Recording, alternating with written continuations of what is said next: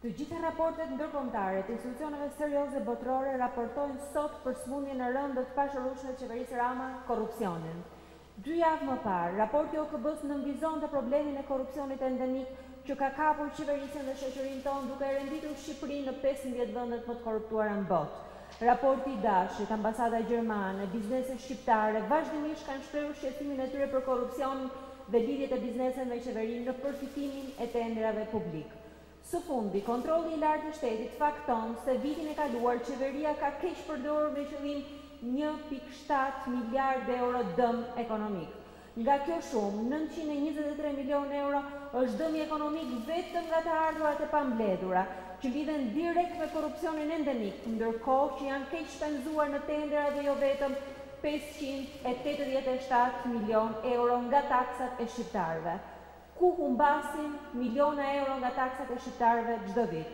Gjykata Europiane e Auditit fakton se 1 në 3 kompani përfiton tendera në mënyrë abuzive, duke shmangur procedurat për një garë të ndershme që do t'i kursenin buxhetit të shtetit miliona euro nga taksat e shqiptarëve. Sipas të dhënave nga buletini i prokurimeve publike që Departamenti Antikorrupsioni këtu në Partinë Demokratike monitoron çdo ditë, 11 oligark përmes 19 kompanive kanë fituar në 2018 2100 tendera dhe 4 deputet qeverisë kanë fituar 410 tendera publik dhe koncesione. Partia Demokratike ka denoncuar faktin se koncesioni i incineratorëve 178 milion euro u dha pagar, se koncesionet në shëndetësi janë dhënë të gjitha miqve të kryeministrit, se tenderi UNAZ-ës ju dha një kompani me dokumentat falsifikuara, DH Albania. Sot, 1 kilometër rrugë ndërtohet me 22 milion euro si në asnjë vend të Europës. Tenderat i marrin vetëm një grup personash lidhur me kryeministrin dhe ekonomia është totalisht e kontrolluar dhe e kapur nga to. Që qeveria e Edi Ramës është kampione në korrupsion, kjo është konfirmuar nga një sër raportesh europiane, nga një sër raportesh ndërkombëtare. Por Gjykata Europiane e Auditit tha qartë, e zeza mbi të barë, se 1 në 3 tendera vitet. Korrupsioni është sëmundja e pashërueshme që ka kjo qeveri. Korrupsioni është arsyeja se pse investimet e huaja nuk afrohen në Shqipëri. Korrupsioni është imazhi i padrejtë që kjo qeveri ka vendosur Shqipërisë një imazh që Shqipëria nuk e meriton, një imazh që shqiptarët nuk e meritojnë.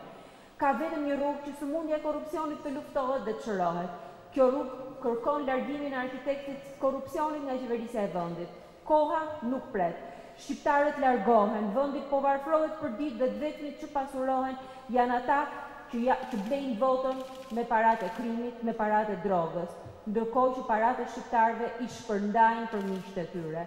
Partia Demokratike ka vullnetin dhe planin për të nisur një luftë pa kompromis ndaj korrupsionit, për ta fituar atë.